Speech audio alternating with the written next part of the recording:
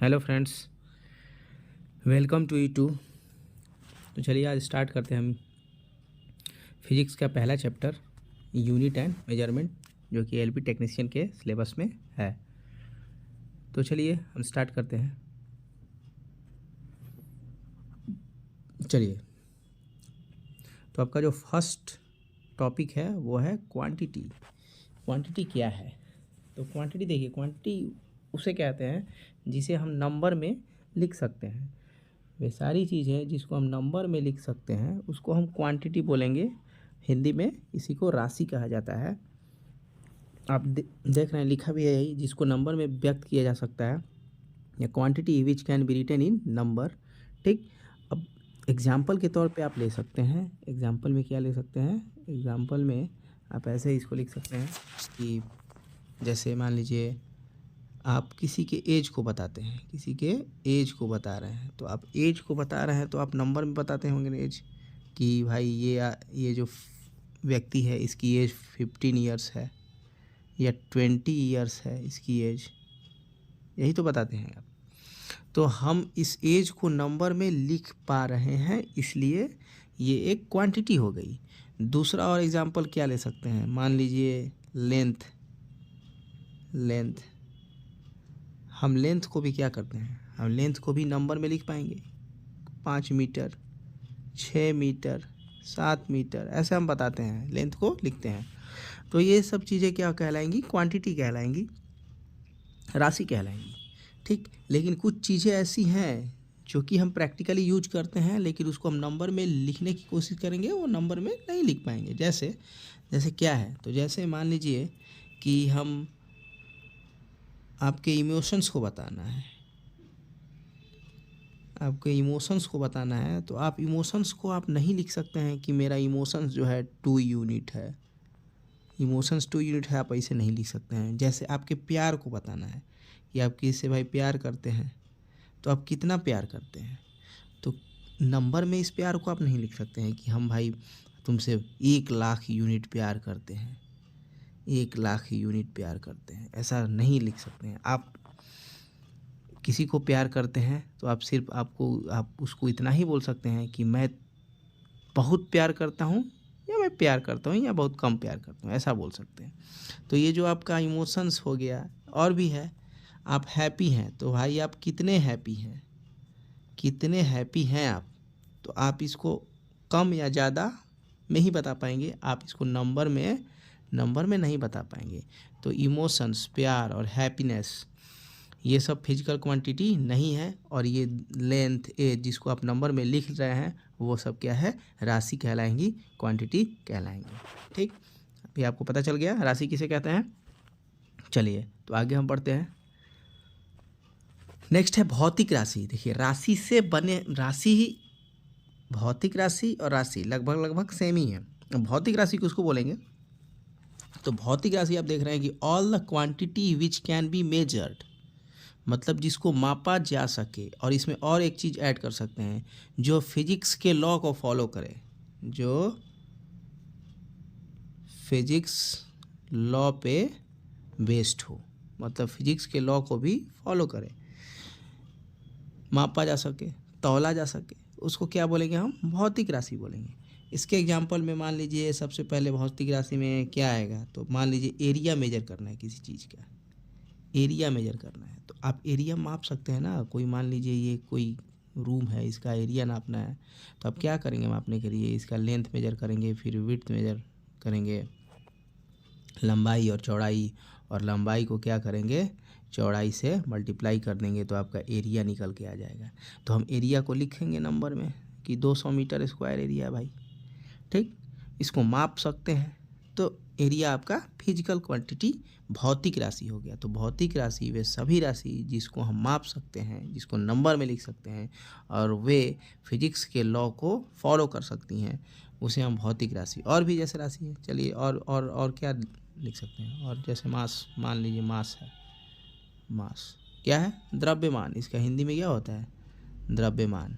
ठीक। तो इसको आप तो माप सकते हैं ना। कोई भी ये चीज़ है, मान लीजिए कोई, ये कितना है द्रव्यमान में, कितना है, तो इसको तौल के देख लीजिए, वेट कर लीजिए कितना है। मान लीजिए 10 kg है, तो इसको आप फिजिकल क्वांटिटी बोल सकते हैं। ठीक, चलिए फिजिकल क्वांटिटी क्लियर हुआ कि फिजिकल क्वांटिटी वे सारी राशि, वे सारी क्वांटिटी जिनको हम माप सकते हैं, तौल सकते हैं, नंबर में लिख सकते हैं, वे सारी क्या कहलाएंगी? Physical quantity कहलाएंगी। चलिए नेक्स्ट अब देखते हैं। हाँ, अब फिजिकल क्वांटिटी का टाइप क्या होता है, कितने टाइप का फिजिकल क्वांटिटी होता है? तो बेसिक इसका देखिए दो टाइप है। फिजिकल क्वांटिटी का जो बेसिक टाइप है वो दो है, एक मूल भौतिक राशि और दूसरा व्युत्पन्न। देखिए नाम से ही पता चल रहा है, इसके दोनों में अंतर लगभग नाम से क्लियर हो रहा होगा कि फंडामेंटल बेस। अब फंडामेंटल फिजिकल क्वांटिटी क्या होगी? तो देखिए फंडामेंटल क्वांटिटी वो क्वांटिटी होती है, फंडामेंटल क्वांटिटी वे क्वांटिटी होंगी, वे भौतिक राशि होगी जो किसी अन्य राशि पर डिपेंड नहीं करेंगी, जो किसी अन्य राशि पर डिपेंड नहीं करेंगी, और वे भौतिक राशि अपने आप में इंडिपेंडेंट होती हैं। कैसी होती है? इंडिपेंडेंट होती है, इंडिपेंडेंट होती है। ठीक, किसी अन्य भौतिक राशि पे उसका डिपेंडेंसी नहीं होगा। जैसे एग्जाम्पल के तौर पे आप देख सकते हैं लेंथ, क्या ले सकते हैं एग्जाम्पल के तौर पे? लेंथ। तो लेंथ जो है अपने आप में इंडिपेंडेंट है, इसका डिपेंडेंसी किसी और यूनिट पे नहीं है और क्वांटिटी पे नहीं है। ठीक, इसी तरह अगर आप लेते हैं मास, क्या लेते हैं? मास, द्रव्यमान, इसको हिंदी में क्या बोलेंगे? द्रव्यमान। तो द्रव्यमान हम देख रहे हैं, द्रव्यमान की डिपेंडेंसी जो है अदर यूनिट में नहीं है, अदर क्वांटिटी पे नहीं है। तो ये द्रव्यमान भी क्या हो गया आपका?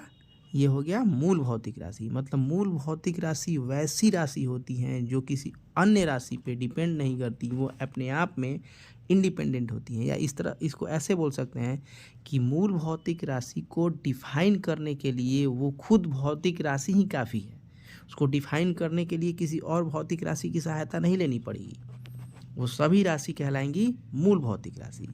और इसी तरह व्युत्पन्न भौतिक राशि क्या होता है? तो व्युत्पन्न भौतिक राशि के देखिए नाम से ही पता चल रहा होगा, उत्पन्न, इसमें एक चीज़ छुपा हुआ, उत्पन्न।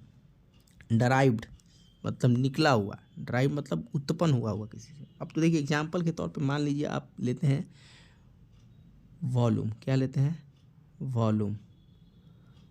आपको किसी भी चीज़ का वॉल्यूम अगर मेजर करना हो तो आप मान लीजिए कोई ये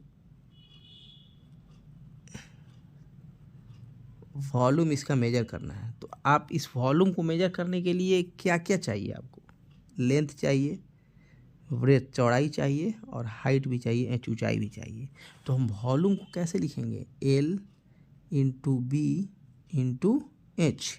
अब देखिए इस वॉल्यूम को डिफाइन करने के लिए, वॉल्यूम जो क्वांटिटी है तो डिफाइन करने के लिए लंबाई का भी ज़रूरत पड़ेगा, चौड़ाई का भी ज़रूरत पड़ेगा, और ऊंचाई का भी ज़रूरत पड़ेगा। तो हम ये बोल सकते हैं कि जो वॉल्यूम है इसकी डिपेंडेंसी इस तीन चीज़ पे है, लेंथ पे, ब्रेथ पे और हाइट पे।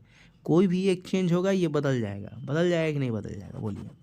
तो वॉल्यूम अपने आप में इंडिपेंडेंट नहीं है, ये किसी अन्य भौतिक राशि पे डिपेंडेंट है, और ये तीनों राशियाँ मिला के एक वॉल्यूम बनाती हैं। ठीक, तो हम वॉल्यूम को बोलेंगे कि उत्पन्न भौतिक राशि है, मतलब व्युत्पन्न, डराइव्ड फिजिकल क्वांटिटी है। ये अंतर होता है मूल में और डराइव्ड में। ठीक, इसी तरह और भी एग्जाम्पल, चलिए इसको रफ कर देते हैं, और भी एग्जाम्पल डराइव कर लेते हैं। जैसे और ले लीजिए आप चाल ले लीजिए, चाल। ठीक, जिसको हम बोलते हैं स्पीड, क्या बोलते हैं? स्पीड। अब स्पीड को आप कैसे लिखेंगे? स्पीड को लिखेंगे आप डिस्टेंस, क्या लिखेंगे? डिस्टेंस अपॉन क्या लिखेंगे? टाइम, मतलब दूरी, दूरी बटा समय। मतलब आप स्पीड को पूरी तरह डिफाइंड करने के लिए आपको किन किन भौतिक राशि की जरूरत पड़ रही है? दो भौतिक राशि की, दूरी और समय, डिस्टेंस और टाइम। तो ये जो भौतिक राशि है इनकी डिपेंडेंसी इन दोनों भौतिक राशियों पे है, इसलिए ये डेराइव्ड हो गया। मतलब ये दोनों भौतिक राशि मिल के ये चाल को डिफाइन कर रही हैं। तो ये हो गया आपका डराइव यूनिट फिजिकल क्वांटिटी।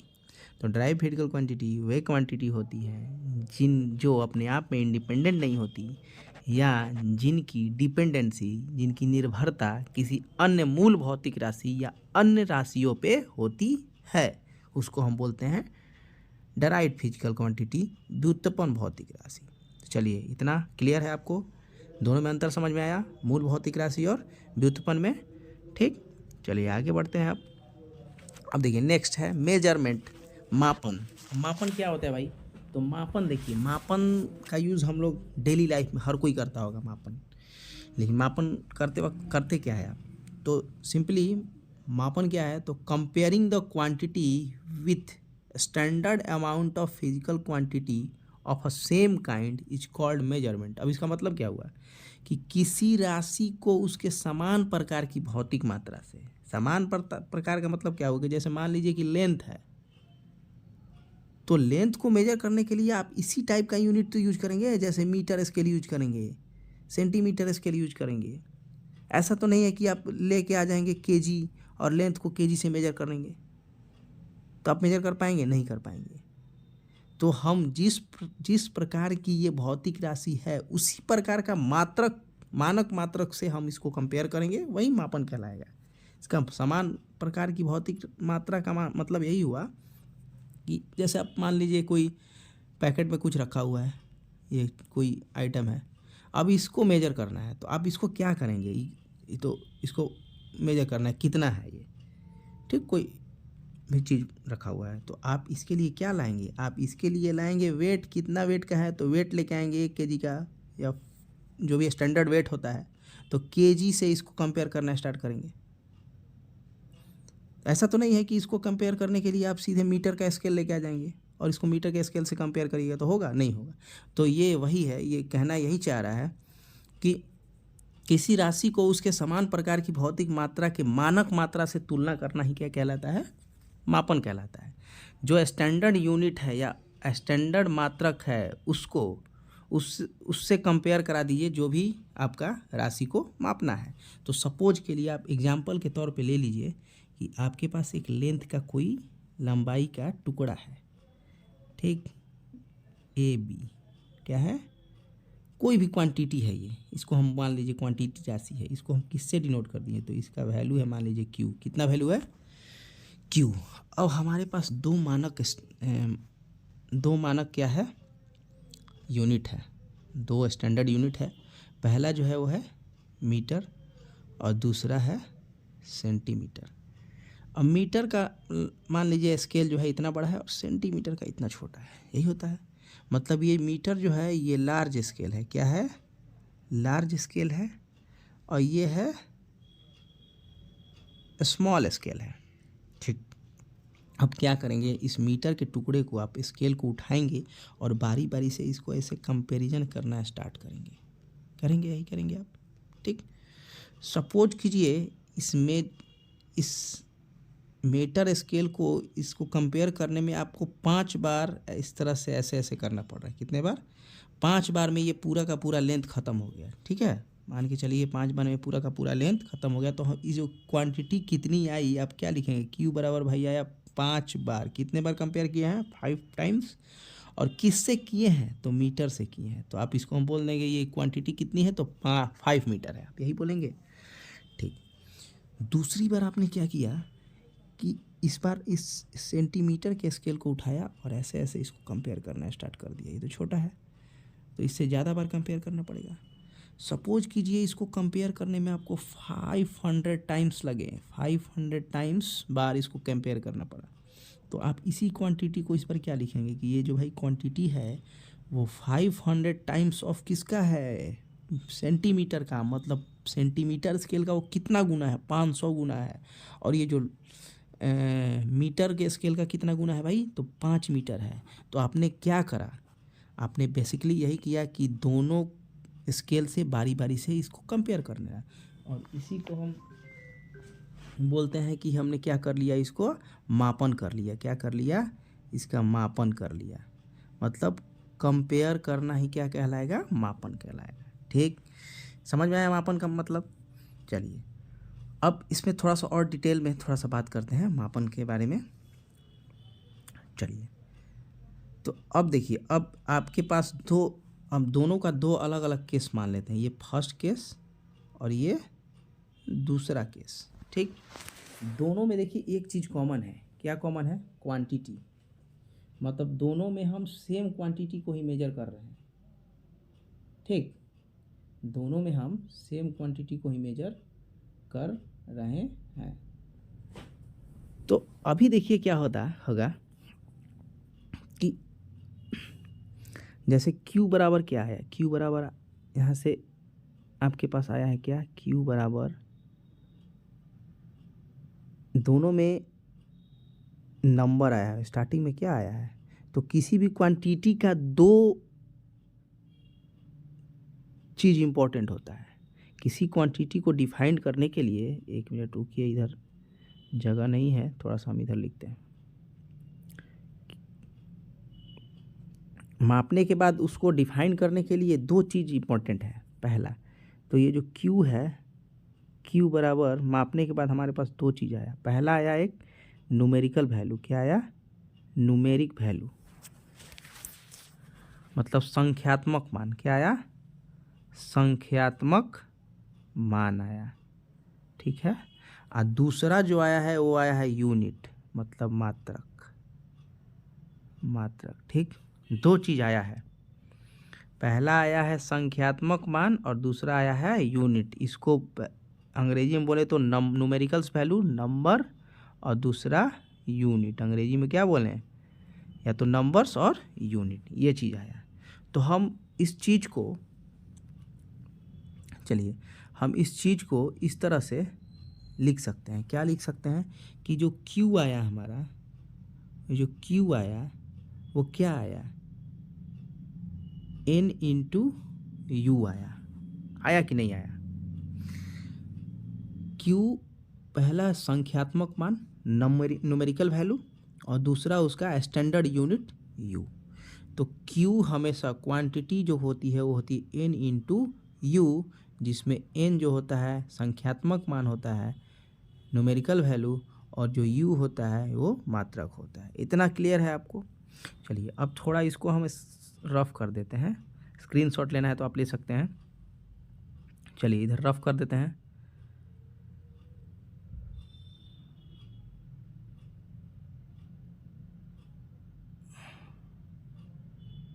ठीक, चलिए अब देखते हैं। अब देखिए, अब दोनों केस में N का वैल्यू अलग अलग है। दोनों केस में क्या है, लेकिन Q कांस्टेंट है। Q क्या है हमारा? कांस्टेंट है, ठीक। तो ये अभी देखिए, आप यहाँ पे Q दोनों ही कांस्टेंट है, ठीक। तो अब देखिए Q बराबर क्या आ गया हमारे पास? Q इक्वल टू आ गया N इंटू यू। आया कि नहीं आया? अगर यहाँ से आप U निकालते हैं तो U बराबर क्या होगा? ये N इधर जाके क्या हो जाएगा? Q बाई U हो जाएगा। Q बाई क्या हो जाएगा? U हो जाएगा, ठीक। और ये कांस्टेंट है Q। देखिए दोनों हम सेम ही क्वांटिटी को मेजर किए हैं, तो यानी Q हर दोनों बार में, दोनों केस में Q क्या है हमारा? कांस्टेंट है। तो हम ऐसे लिख सकते हैं कि U इक्वल टू कोई कांस्टेंट इक्वल टू बटा में U डिवाइडेड बाई U, ठीक। और इस कांस्टेंट को हटाने पे क्या इसको ऐसे लिखा सकता है? सॉरी, N होगा, ये इधर ये N होगा ना, यहाँ पे N होगा। सॉरी, एक मिनट रुकिए। चलिए U बराबर क्या होगा? Q बाई N इधर जाएगा तो नीचे में N तो हो जाएगा हमारा, ठीक। अब ये है कांस्टेंट, ये है क्या है? कांस्टेंट है आपका। तो एक कांस्टेंट जब हटाएंगे तो हम इसको ऐसे लिख सकते हैं, U समानुपाती 1/n, या इसको ऐसे ही पढ़ सकते हैं, जो U है व्युत्क्रमानुपाती है किसके? N का, या U है समानुपाती है, प्रोपोर्शनल है 1/n। प्रोपोर्शनल बोलेंगे तो 1/n बोलेंगे, व्युत्क्रमानुपाती बोलेंगे तो क्या बोलेंगे?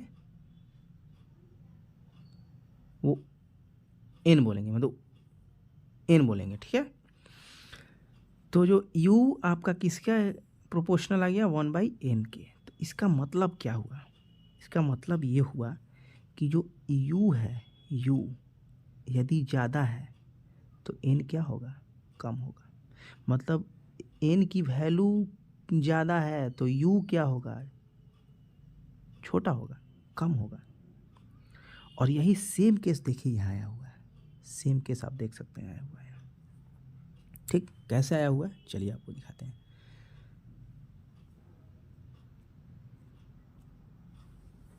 आप देख रहे हैं q बराबर फर्स्ट केस में क्या आया मेरे पास, q बराबर फर्स्ट केस में जो आया है वो आया है 5 × m, और दूसरे केस में क्या है, q बराबर 500 ×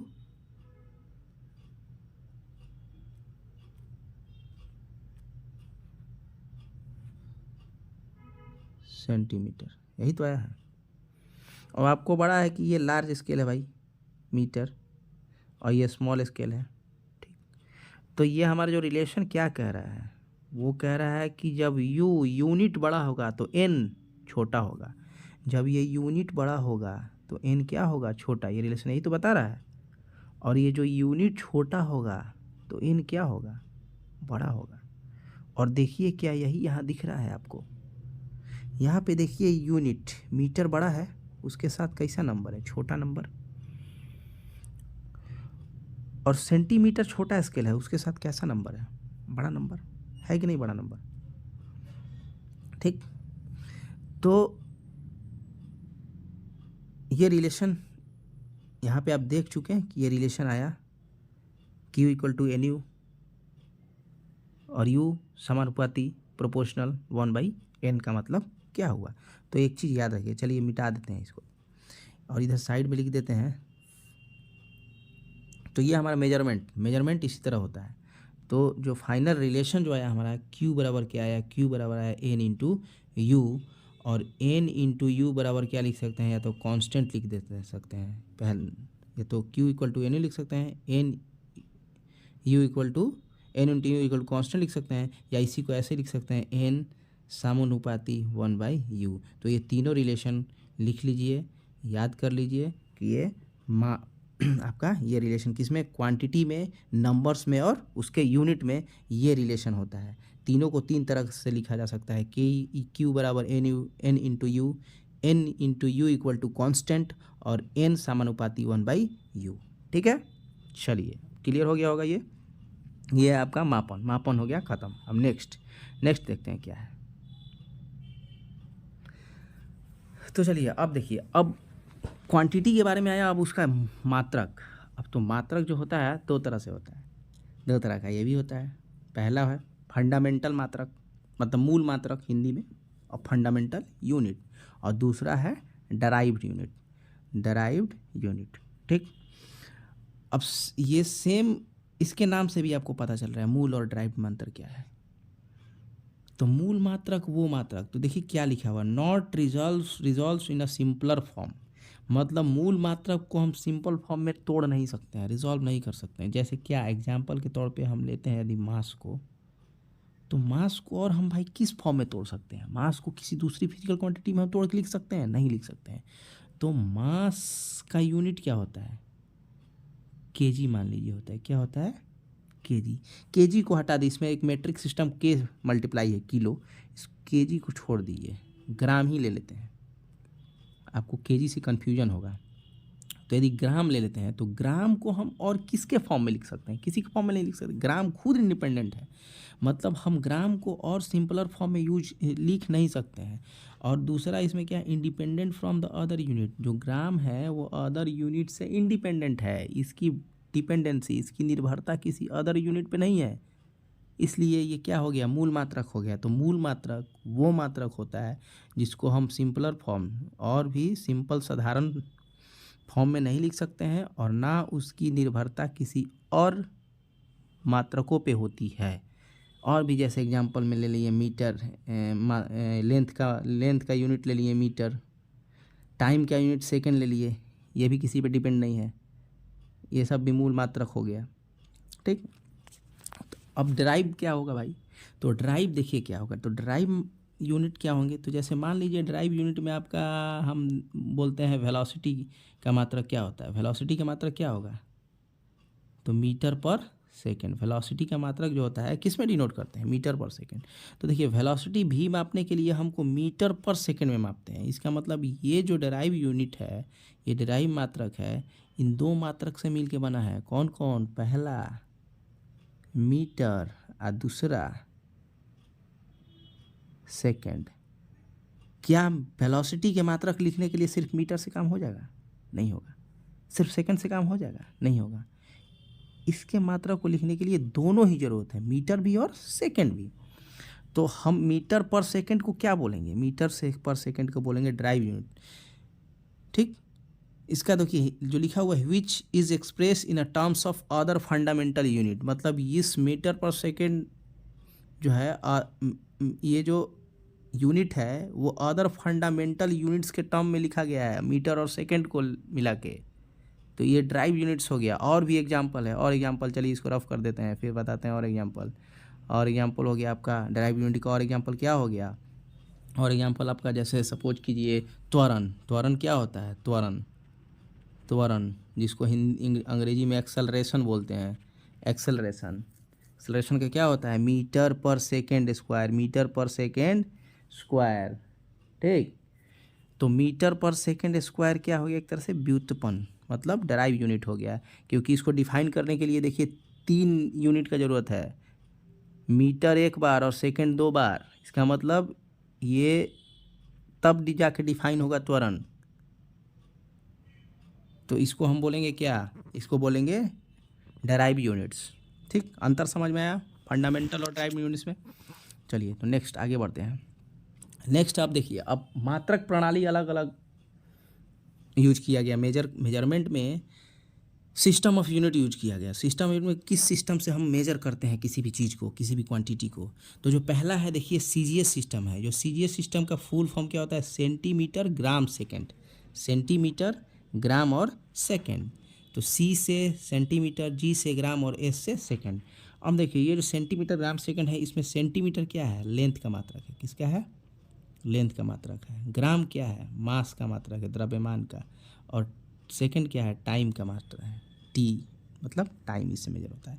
अब देखिए तो ये जो मात्रक है सीजीएस, ये एक्चुअली फ्रेंच लोग ने यूज किए थे। किसने, फ्रेंच लोग इसको यूज करते थे। ठीक, फ्रेंच जो फ्रांस के लोग थे इसको मेजरमेंट में यूज करते थे। ठीक है, दूसरा है फुट पाउंड सेकेंड। अब देखिए फुट पाउंड सेकेंड मतलब इसमें लेंथ के लिए फुट, पाउंड हो गया मास के लिए, द्रव्यमान के लिए, और सेकेंड किसके लिए होगा, समय, टाइम के लिए। ठीक, तो इसको भाई किसने, ये एफपीएस सिस्टम किसने दिया, तो ये ब्रिटिश लोग दिया था। ब्रिटिश लोग, अंग्रेजी हुकूमत वाले लोग जो थे, अंग्रेजी अमेरिकन लोग, ये ब्रिटिश लोग ऐसे यूज करते थे। तभी तो हम पाउंड हम लोग भी कभी कभी यूज कर लेते हैं, ये इन्हीं लोग के देख के। क्यों, क्योंकि देखिए पाउंड, हम लोग केक खरीदने जाते हैं तो मोस्टली हर दुकान पे पाउंड में केक देता है। क्यों देता है, तो देखिए इसके पीछे एक लॉजिक है। जो केक बर्थडे मनाना है, कहाँ से स्टार्ट हुआ, ब्रिटिश लोग इंडिया में राज किया, बर्थडे मनाया, हम लोग देखे, हम लोग भी मनाना स्टार्ट कर लिए। तो वो तो मास के लिए क्या यूज करते थे, वो लोग पाउंड यूज करते थे। तो उन्होंने जो केक उन्होंने बनाया वो पाउंड में बनाया, जाहिर सी बात है। जिसमें जो यूनिट यूज कर रहे थे उसमें बना दिए केक। तो हम लोग उससे देखा मिलता है। लेंथ के लिए यूज किया गया, किलोग्राम किसके लिए, मास के लिए यूज किया गया, और सेकंड किसके लिए यूज किया गया, टाइम के लिए। किसके लिए, टाइम के लिए। ठीक, ये है मास के लिए, और ये मीटर जो है किसके लिए, मीटर लेंथ के लिए। ठीक है, मीटर लेंथ के लिए किया गया है। ठीक, आया समझ। अब देखिए, अब तीनों में एक और चीज़ क्या है कि ये तो भैया दोनों दोनों ये जो दोनों हैं, 1 मिनट, इतना हो गया, इतना आप समझ लिए। चलिए इसको रफ कर देते हैं फिर बताते हैं। चलिए अब ये और ये दोनों ही कहाँ से फ्रेंच लोग यूज किया, दोनों सिस्टम को फ्रेंच लोग यूज किया, ठीक। और सीजीएस सिस्टम हम भी यूज किए। सीजीएस सिस्टम जो इंडिया में यूज हुआ लगभग 1956 ईस्वी के आसपास यूज हुआ था। इसकी शुरुआत इंडिया में कब हुई? 1956 ईस्वी के साथ। अब देखिए, और ये दोनों सिस्टम जो था वो एक तरह से मैट्रिक सिस्टम था। एक ऐसा सिस्टम था मैट्रिक सिस्टम। तो क्वेश्चन आता है कि इन तीनों सिस्टम ऑफ यूनिट में या चारों में, एसआई यूनिट में भी कौन कौन सा मैट्रिक सिस्टम है? तो एसआई भी मैट्रिक सिस्टम है। चलिए एसआई के बारे में हम बाद में पढ़ेंगे, छोड़िए अभी एसआई को, इसके बाद एसआई पढ़ना ही है। तो तीनों में से बेसिकली 2 को हम मैट्रिक सिस्टम बोलते हैं। इसको एफपीएस को मैट्रिक सिस्टम नहीं बोलते हैं, ये मैट्रिक सिस्टम नहीं होगा। ये दोनों कौन कौन सा होगा? मैट्रिक सिस्टम होगा, ठीक। तो ये और ये दोनों किसने दिया? पहला फ्रेंच के लोग ने दिया, इसके लिए फ्रेंच के लोग। ये कौन सा दोनों सिस्टम है? तो भाई मैट्रिक सिस्टम है। इसको और भी किस नाम से जाना जाता है? मैट्रिक सिस्टम के नाम से जाना जाता है, ठीक। इंडिया में इसकी शुरुआत कब हुई? तो 1956 में हुई। इसकी शुरुआत इंडिया में कब हुई? 1956 में हुई, ठीक। अब बात करते हैं इसको मैट्रिक क्यों बोला गया। मैट्रिक क्यों बोला गया? तो मैट्रिक इसलिए बोला गया कि इसको हम 10 टू द पावर में लिख सकते हैं, 10 के पावर में लिख सकते हैं। अब कैसे लिख सकते हैं? देखिए, सपोज कीजिए ग्राम है, ग्राम। तो केजी का मतलब क्या हुआ? किलो। मतलब किलो का मतलब क्या हुआ? 10 टू द पावर 3। मतलब इस चीज ऐसे ग्राम लिख सकते हैं। मतलब इसको हम 10 टू द पावर में हम मतलब multiply of 10 to the power में लिख सकते हैं। इसीलिए मैट्रिक सिस्टम का मतलब है 10 टू द पावर में, जिसको हम लिख सकते हैं। इसी तरह सपोज कीजिए कि सेकंड है, सेकंड, इसी तरह इसमें सेकंड है, तो सेकंड को क्या लिख सकते हैं? अगर सेकंड को मल्टीप्लाई कर देंगे 10 टू द पावर -6 से, 10 टू द पावर कुछ भी हो, माइनस भी चलेगा प्लस भी चलेगा, तो 10 टू द पावर -6 से मल्टीप्लाई कर देंगे तो सेकंड क्या बन जाएगा? ये बन जाएगा माइक्रो सेकेंड। तो हम इन दोनों सिस्टम को हम 10 से मल्टीप्लाई, 10 टू द पावर में मल्टीप्लाई और डिवाइड कर सकते हैं। इसीलिए इसको मैट्रिक सिस्टम बोला गया है। लेकिन एफपीएस में ऐसा नहीं होता है, एफपीएस को मैट्रिक सिस्टम नहीं बोलते हैं, याद रखिएगा, क्वेश्चन आता है ऑब्जेक्टिव में। चलिए नेक्स्ट। अब नेक्स्ट है आपका दूसरा, वो 3 सिस्टम हुआ, सीजीएस, एफपीएस और आपका क्या हुआ? एमकेएस। अब देखिए ये उसके बाद क्या हुआ, पुराने ज़माने में वो तीनों यूज होता था, लेकिन जैसे जैसे हम लोग डेवलप हुए, हमें और भी यूनिट्स की ज़रूरत पड़ी, और भी मेजरमेंट करने की आवश्यकता पड़ी। उसके बाद हम लेके आए सिस्टम ऑफ इंटरनेशनल यूनिट, या इसको the international system of units भी बोलते हैं। तो अब हुआ क्या कि ये भी एक तरह से देखिए, जितना भी यूनिट से और मेजरमेंट से संबंधित जो भी डेवलपमेंट हुआ वो सब फ्रांस से हुआ। किससे हुआ? फ्रांस से। क्योंकि फ्रांस के पेरिस में एक ऑर्गेनाइजेशन है जिसको माप तौल विभाग भी कहा जाता है। माप तौल, वेट एंड मेजर्स, माप तौल विभाग, या अंग्रेजी में वेट एंड मेजर्स ऑर्गेनाइजेशन। कहाँ? ये फ्रांस में है। तो अब फ्रांस में क्या हुआ, जैसे जैसे हम लोग डेवलप हुए, उनको और भी आवश्यकता पड़ी चीज़ें मापने की, या 2 देशों में आयात और निर्यात बढ़ने लगा, तो कोई देश और यूनिट यूज कर रहा है, कोई देश और यूनिट यूज करता है, तो लेन देन में बड़ा दिक्कत होने लगी।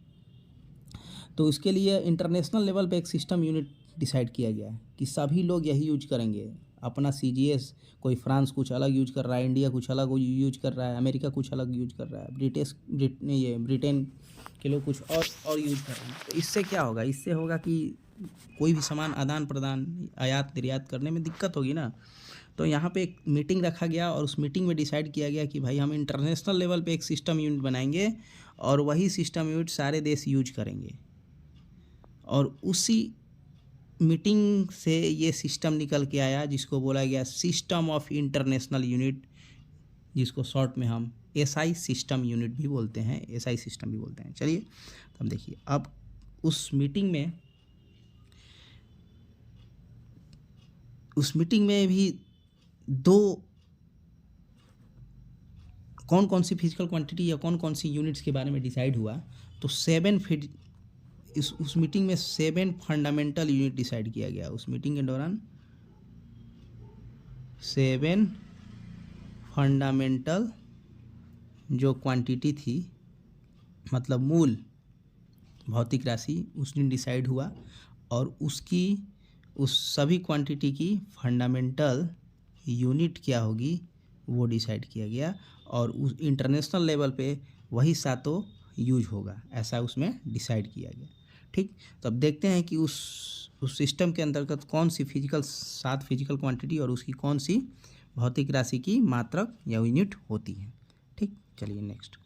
तो देखिए उस दिन जो मीटिंग हुई वेट एंड मेजर की, तो ये 7 फिजिकल क्वांटिटी आपके पास निकल के आई और जिसको फंडामेंटल एसआई यूनिट, मूल एसआई मात्रक कहा गया।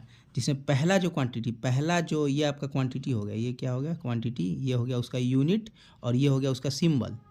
तो जो पहला था वो लेंथ क्या हो गया भाई, तो लेंथ लंबाई, क्या हो गया लंबाई। ठीक, लंबाई, ठीक है।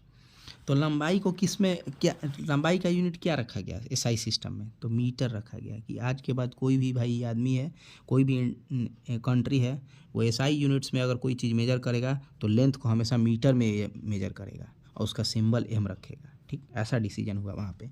मास, अगर इंटरनेशनल लेवल पे कोई भी चीज़ यूज करना है कोई भी कंट्री, तो वो मास को हमेशा किस में भाई मेजर करेगा, तो किलोग्राम में करेगा और उसका यूनिट केजी रहेगा। इसी तरह टाइम किस में करेगा, सेकंड में करेगा, यूनिट सिंबल एस रहेगा। इसी तरह टेम्परेचर, ताप, जिसको ताप बोलते हैं, तो ताप किस में करेगा, केल्विन में करेगा और किससे करेगा भाई, के उसका सिंबल रहेगा। इसी तरह विद्युत धारा, इलेक्ट्रिक करंट जो कोई भी मेजर करेगा एसआई सिस्टम में, तो उसका जो यूनिट होगा वो एम्पियर होगा और उसका सिंबल होगा ए। उसी तरह लुमिनस इंटेंसिटी, मतलब प्रकाश की तीव्रता, इसको क्या बोलते हैं, या तो ज्योति तीव्रता भी बोला जाता है, नहीं तो प्रकाश की तीव्रता, कोई भी प्रकाश कितनी तीव्र है, इस चीज़ का मेजरमेंट किस में होता है, तो कैंडेला में। इसका मात्रक क्या रखा गया, कैंडेला, और उसका सिंबल क्या रखा गया, सीडी। और नेक्स्ट है आपका अमाउंट ऑफ सबस्टांस, मतलब पदार्थ की मात्रा, किसी भी एटम में उसकी पदार्थ की कितनी मात्रा है, तो वो चीज़ आपको मेजर करना है, तो उसके लिए यूनिट्स मोल डिसाइड किया गया और मोल का जो सिंबल है MOL ये रखा गया। तो ये आपकी एसआई यूनिट के अंदर 7 फिजिकल क्वांटिटी निकल के आ गई और ये 7 उसके यूनिट आ गए और ये 7 उसका सिंबल आ गया। ठीक, तो ये है आपका एसआई, फंडामेंटल एसआई यूनिट्स, मतलब मूल एसआई मात्रक। ठीक, आया समझ। चलिए नेक्स्ट। अब नेक्स्ट है, देखिए अब नेक्स्ट क्या किया गया, उस 7 को रखा गया फंडामेंटल में, मूल में, और 2 को रखा गया अलग से, जिसका नाम दे दिया गया भाई सप्लीमेंट्री यूनिट, सहायक राशि। तो सहायक राशि कितनी है, 2 हैं, और फंडामेंटल कितनी है, मूल राशि 7 है। तो इसमें देखिए 2 चीज़ें हैं, इसमें दोनों ही एंगल ही हैं, दोनों का क्या है, एंगल। तो पहला है प्लेन एंगल, जिसका यूनिट क्या है, रेडियन, और इसका सिंबल है RAD। अब प्लेन एंगल होता क्या है, तो प्लेन एंगल देखिए एक्चुअली होता है कि 2 लाइन के बीच में ये जो एंगल है उसको हम प्लेन एंगल बोलते हैं। कोई लाइन है उन दोनों के बीच में, ये जो एंगल है उसको क्या बोलते हैं, प्लेन एंगल। अब इसको मेजर करना है तो हम किस में मेजर करेंगे, तो रेडियन में मेजर करेंगे, रेडियन में। तो ये जो यूनिट है वो किस में, सप्लीमेंट्री यूनिट में रखा गया। ठीक, चलिए नेक्स्ट है सॉलिड एंगल। तो सॉलिड एंगल को हम 3D एंगल के नाम से भी जानते हैं। किससे, 3D एंगल। सॉलिड एंगल को हम दूसरे किस शब्द में जानते हैं, 3D एंगल क्यों बोला जाता है, तो जैसे सपोज करिए कि ये कोई कोन है, शंकु, या जो आप आइसक्रीम खाते हैं कोन,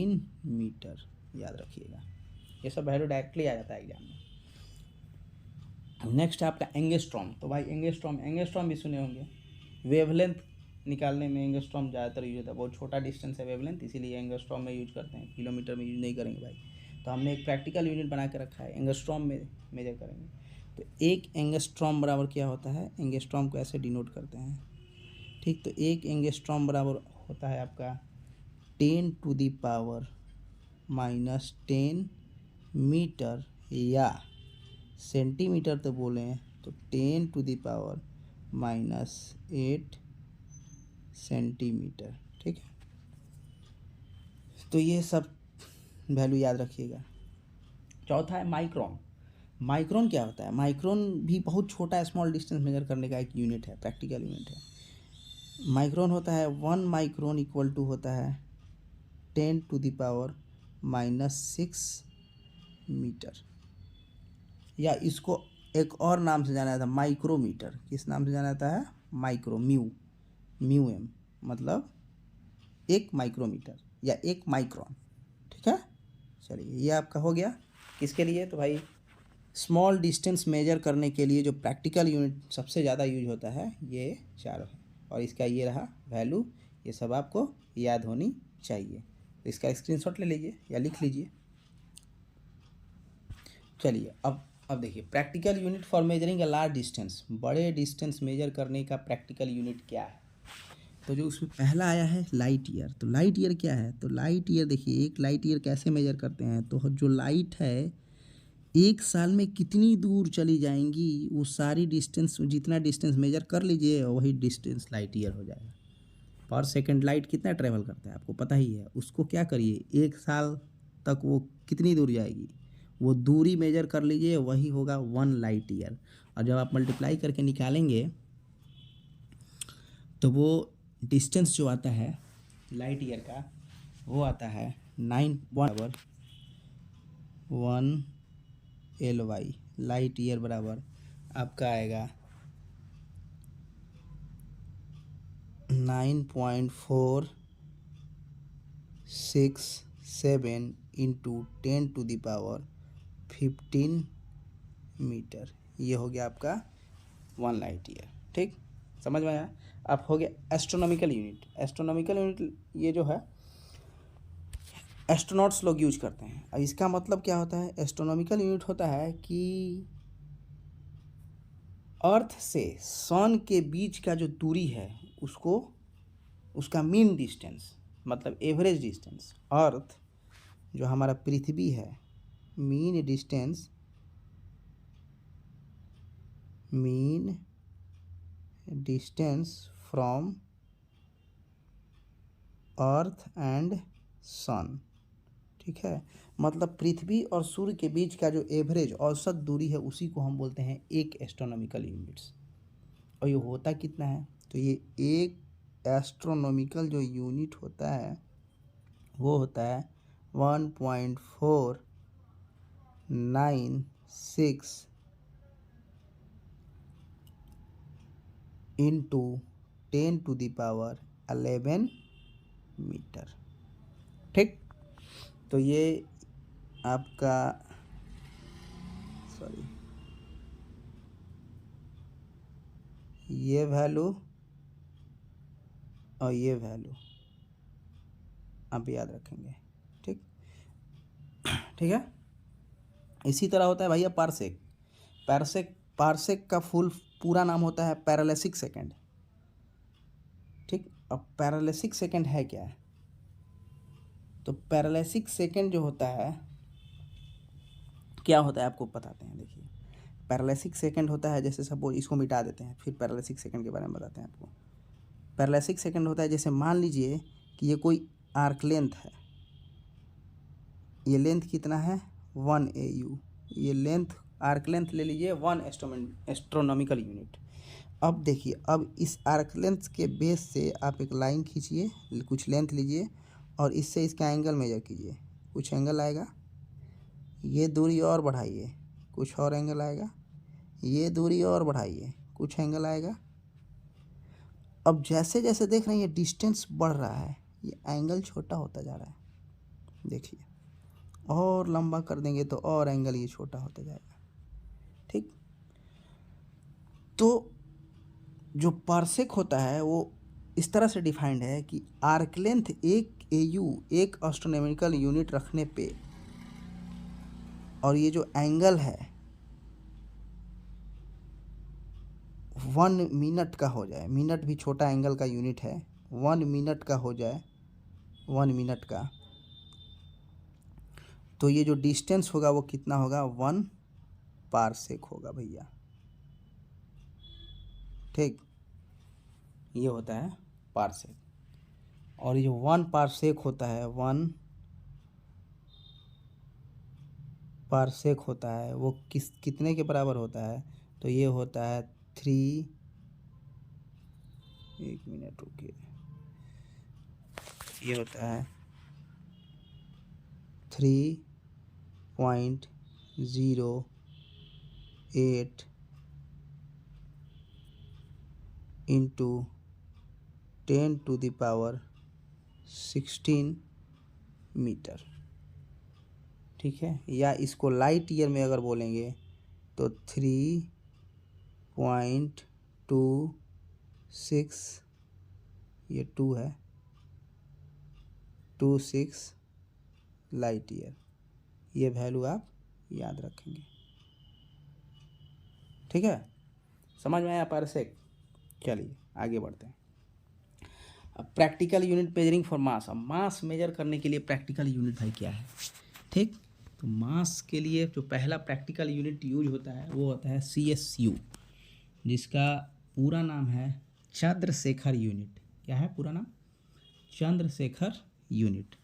तो जो CSU डिफाइंड कैसे है, तो CSU डिफाइंड है आपका इस तरह से कि 1.4 को क्या करिए, सन के मास में मल्टीप्लाई कर दीजिए। 1.4 इंटू सन का मास, मतलब जो सूर्य का द्रव्यमान है उसको 1.4 से मल्टीप्लाई कर दिए, जितना आएगा 1 CSU कहलाएगा। और वो मल्टीप्लाई करने के बाद जो 1 CSU का वैल्यू आता है वो आता है 2.8 इंटू 10⁻30 kg, ठीक। नेक्स्ट है एटॉमिक मास यूनिट। तो ये आप वैल्यू याद रखेंगे। दूसरा है atomic mass unit. Atomic mass unit भी बहुत यूज होता है, साइंस में भी यूज होता है, AMU। तो इसकी वैल्यू आप याद रख लीजिए कि 1 AMU जो होता है, 1 AMU जो होता है वो होता है 1.67 इंटू 10⁻⁻27 kg। इसी तरह मैट्रिक टन, तो मैट्रिक टन, एक मैट्रिक टन बराबर होता है, एक मैट्रिक टन बराबर होता है कितना, एक MT equal to 1000 kg, 1000 kg। इसी तरह क्विंटल है, 1 क्विंटल इक्वल टू क्या होता है, तो सबको पता होगा 100 kg। तो ये सब जो वैल्यू है आप याद करिएगा, ये डायरेक्टली एग्जाम में से पूछ लिया जाता है यूनिट ऑन मेजरमेंट के टॉपिक से, ठीक। नेक्स्ट चलिए, नेक्स्ट आ गया practical unit for measuring a time. मतलब टाइम, समय मापने का प्रैक्टिकल यूनिट क्या है। समय मापने का तो हम देखे थे SI में, CGS में, MKS में, FPS में, सब में सेकंड था। लेकिन सेकंड के अलावा भी हम कई यूनिट यूज करते हैं प्रैक्टिकली। तो जो पहला है वो है प्रैक्टिकल लूनर मंथ, ठीक। तो एक लूनर मंथ, तो एक लूनर मंथ जो होता है, एक लूनर मंथ किसके इक्वल टू होता है, वो 27.3 डेज के बराबर होता है, याद रखिएगा, ठीक है। 27.3 डेज के बराबर होता है, ठीक है। इसी तरह सेक होता है, एक सेक बराबर क्या होता है, तो एक सेक बराबर होता है 10⁻⁻8 सेकेंड। छोटा इकाई है सेकंड मापने का, ये आपका होता है, ठीक। तो इसको आप याद रखेंगे।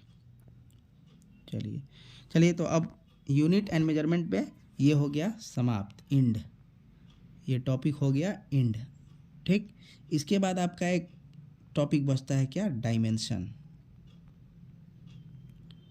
डायमेंशन, तो डायमेंशन को हम अगले क्लास में देखेंगे कि डायमेंशन क्या होता है, ठीक।